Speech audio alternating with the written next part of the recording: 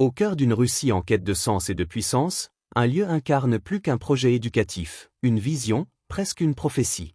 Siriu, ce nom venu des étoiles, s'élève aujourd'hui comme un symbole de renaissance nationale, à la croisée de la science, de l'art et du pouvoir. Derrière les murs de ce centre à l'architecture futuriste, c'est une idée bien plus vaste qui se dessine, celle d'un pays qui veut façonner son avenir en formant sa jeunesse, non seulement à l'excellence, mais à la loyauté, à la fierté, à l'unité. Dans un monde fragmenté, où chaque nation redéfinit ses priorités, Vladimir Poutine trace sa ligne, éducation, culture, technologie et patriotisme doivent se confondre. Lors de l'inauguration du nouveau complexe Siriu, il prononce ces mots qui résonnent comme un manifeste. L'école fait d'individus isolés un peuple, une communauté unie par des valeurs spirituelles communes, des traditions, une culture, une langue, une histoire et un avenir partagé. Cette phrase, lourde de sens, n'est pas anodine. Elle révèle la stratégie d'un État qui entend modeler la société de demain par la connaissance et le sentiment d'appartenance. Car derrière les sourires, les concerts et les promesses de progrès, se cache peut-être un enjeu plus profond, celui du contrôle du récit national et de la construction d'une identité russe face à un monde occidental en mutation. Siriu n'est pas seulement un centre pour jeunes talents, c'est un laboratoire d'avenir, un message politique déguisé en hymne à la jeunesse. Que représente vraiment ce projet pour la Russie ? Et que nous dit-il du futur rapport entre éducation et pouvoir ? Bienvenue sur l'Essentiel Mondial, la chaîne qui décrypte le monde avec clarté et perspective. Ne partez pas maintenant, la suite va vous surprendre. Regardez la vidéo jusqu'au bout, partagez-la autour de vous, et laissez votre avis en commentaire parce que comprendre le monde, c'est déjà commencer à le changer. Merci pour votre attention et votre fidélité. Lors de l'inauguration du nouveau complexe culturel et éducatif Siriu, à Sotchi, Vladimir Poutine a prononcé un discours à la fois solennel, lyrique et porteur d'une vision nationale. L'événement marquait non seulement l'ouverture d'une majestueuse salle de concert, mais aussi le 10e anniversaire du centre Siriu, fondé pour repérer et développer les jeunes talents de Russie.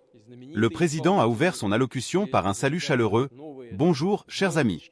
Je suis très heureux de vous accueillir dans la nouvelle salle de concert Siriu. » Il a qualifié le lieu de majestueux et moderne, appelé à devenir un espace culturel emblématique de la Russie, où se produiront à la fois de grands artistes et de nouvelles étoiles de la musique classique, de l'opéra et du ballet. Poutine a exprimé sa reconnaissance envers les architectes, ingénieurs, bâtisseurs russes ainsi qu'aux spécialistes étrangers ayant participé à la création de ce qu'il a décrit comme un véritable chef-d'œuvre, un authentique palais de l'art mondial, sans aucune exagération. Selon lui, l'ouverture de ce centre est un cadeau inspirant à l'occasion du 10e anniversaire de Siriu, symbole de réussite et d'avenir. Il a ensuite rendu hommage à toutes les personnes qui ont contribué à la naissance et au développement du centre, enseignants, chercheurs, musiciens, entraîneurs, personnel des centres régionaux pour enfants surdoués, ainsi qu'à la dirigeante du Fonds Talent et Réussite, Elena Vladimirovna Shmeliova, qui l'a félicité personnellement, rappelant qu'elle célébrait son anniversaire ce jour-là. Le président a évoqué avec émotion ses souvenirs des débuts du projet. Je me souviens qu'il y a 10 ans, j'ai rencontré les élèves venus participer aux premières sessions éducatives de Siriu. Nous avions alors fixé ensemble des objectifs, nous parlions de l'avenir. Ces premiers élèves, a-t-il souligné, sont aujourd'hui présents dans la salle et ont accompli de grandes choses. Parmi eux, on compte déjà des champions en patinage artistique, en hockey, aux échecs, des lauréats de concours prestigieux dans le domaine de la culture et des arts, des artistes du Bolchoï, du Mariinsky et d'autres grands théâtres du pays. Dans le domaine scientifique et technologique, nombre d'entre eux ont achevé ou poursuivent leurs études dans les meilleures universités russes, dirigent des laboratoires de recherche, occupent des postes importants dans les grandes entreprises nationales, et certains ont même fondé leur propre entreprise de haute technologie. Pour Poutine, ces réussites sont le fruit du travail acharné des jeunes, du soutien de leurs familles et de leurs enseignants, mais aussi du climat unique de Siriu, de son atmosphère de création et de collaboration qui a permis aux talents russes d'atteindre de nouveaux sommets scientifiques, artistiques et sportifs. Il rappelle que le centre, créé sur les bases des infrastructures olympiques, n'a toujours pas d'équivalent dans le monde. Il explique ensuite le secret du succès de Siriu, dans son esprit, dans le contenu unique du processus éducatif, fondé sur l'étude, la connaissance, le sport, l'art, sur un partenariat d'égal à égal entre élèves, enseignants et mentors. Cette approche, ajoute-t-il, vise à former une personnalité harmonieuse, libre, responsable, consciente de sa citoyenneté. Le président insiste alors sur la mission profonde du centre. L'école fait d'individus isolés un peuple, une communauté unie par des valeurs spirituelles communes, des traditions, une culture, une langue, une histoire et un avenir partagé. Cette phrase est l'une des plus fortes du discours. Elle exprime la conviction que l'éducation doit cimenter le peuple russe uni. Poutine rattache cette idée à une conception patriotique et spirituelle de l'enseignement, soulignant que les enseignants ne transmettent pas seulement des connaissances, mais aussi la mémoire historique et la valeur de l'amour de la Russie. Il évoque la continuité des générations comme un principe fondamental du système éducatif national et affirme vouloir développer l'éducation sur la base des meilleures traditions de l'école d'avant 1917, de l'époque soviétique et de la pédagogie contemporaine. Le chef de l'État appelle à faire de Sirius un modèle pour tout le pays. Nous devons organiser notre travail de manière à ce que les meilleures pratiques de Sirius et des meilleurs enseignants de Russie soient appliquées dans toutes les écoles du pays. C'est l'une des tâches clés pour les 10 années à venir. Il présente ensuite Sirius comme un véritable laboratoire du futur. Aujourd'hui, Sirius n'est plus seulement un centre éducatif, c'est une véritable cité du futur. Il rappelle que ce territoire dispose désormais d'un statut fédéral, lui conférant des droits et des prérogatives particulières, et annonce la volonté de développer son infrastructure de recherche pour créer et tester les produits du nouvel ordre technologique. L'objectif est de renforcer le rôle du centre dans le développement de la Russie et d'amplifier la contribution de ses élèves au bien-être et à la prospérité de notre patrie. Le discours se clôt sur un ton à la fois poétique et inspirant. Je vous souhaite d'avancer avec assurance et audace vers de nouveaux horizons et de nouvelles découvertes.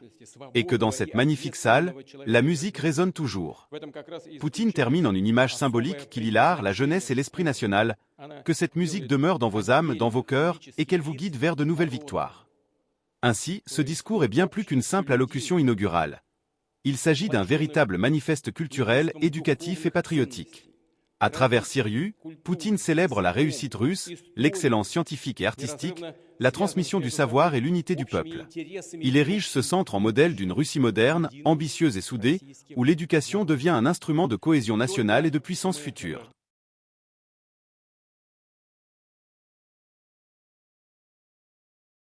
Ce qui vient de se passer en Russie n'est pas qu'une inauguration, ni même la célébration d'un anniversaire.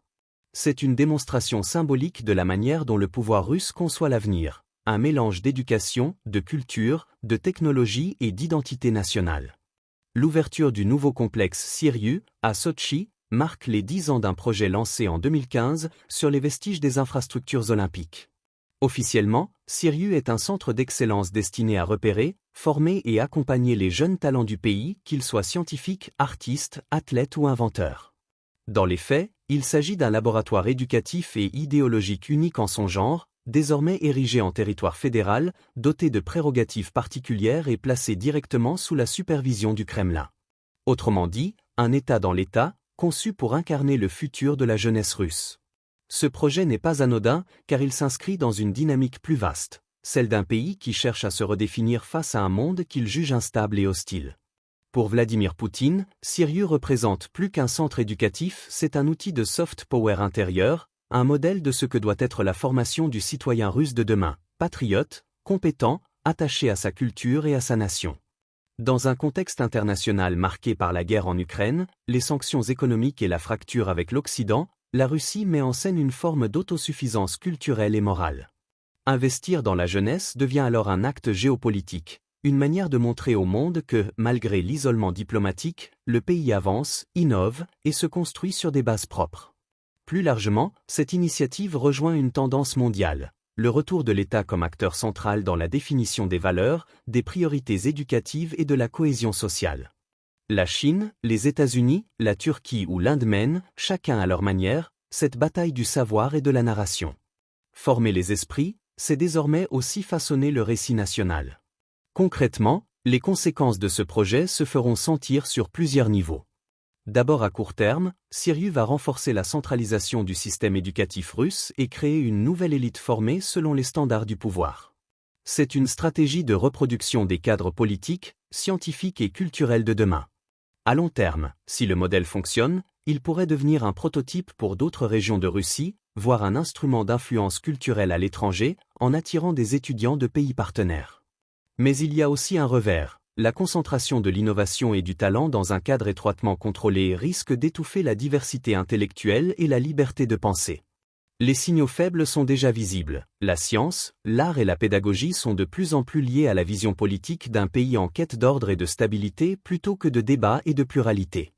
Au-delà des chiffres et des décisions, il y a derrière tout cela une question profondément humaine. Que cherche un État quand il investit autant dans la jeunesse ? Peut-être la sécurité d'un avenir prévisible, d'une société soudée, d'une identité collective préservée. Mais cette quête de cohésion peut aussi devenir une quête de contrôle. Les jeunes talents que Sirius veut faire briller sont porteurs d'une double promesse, celle d'une Russie créative et conquérante, mais aussi celle d'une génération qui devra choisir entre fidélité et liberté. Ce dilemme n'est pas propre à la Russie, il traverse toutes les sociétés modernes. Comment éduquer sans formater? Comment inspirer sans enfermer? Comment bâtir un futur commun sans effacer les différences individuelles? Dans un monde où chaque puissance tente de former ses esprits, Sirius nous interroge sur notre propre rapport à la connaissance et à la liberté. Sommes-nous, nous aussi, en train de construire des modèles éducatifs qui reflètent nos valeurs ou simplement nos peurs? Cette question, au fond, dépasse la géopolitique. Elle touche à ce que nous voulons transmettre, à la manière dont nous imaginons le monde que nos enfants habiteront. Voilà, c'était l'essentiel. Si tu veux voir le monde autrement, abonne-toi et partage cette vidéo à quelqu'un qui aime réfléchir, pas juste s'informer. Merci de faire partie de ceux qui choisissent de voir plus loin que les apparences. Parce qu'au-delà de l'actualité, il y a toujours une leçon à retenir.